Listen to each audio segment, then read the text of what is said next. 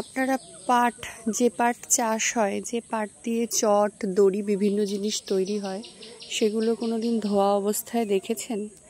এটা হচ্ছে সেই পাট, এবং এই পাটগুলো এই যে ধুয়ে এইভাবে মেলে দেওয়া আছে। এগুলো শুকাবে, একদম শুকিয়ে যাবে।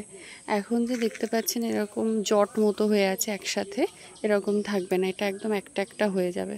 তারপর শুকিয়ে গেলে এগুলো চাষি ভাইরা তারপরে বিক্রি করে দেন। তো এই যে হচ্ছে ধোয়া পাট, প্রথমে পাট কাটে, ওটা তো কাঠি ভেতরে কাঠি থাকে, বাইরে এই আঁশটা থাকে।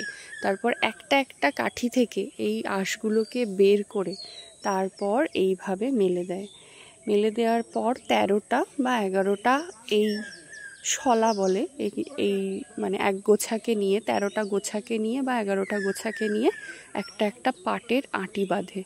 এই যে ভিডিওটা কেমন লাগলো জানাবেন।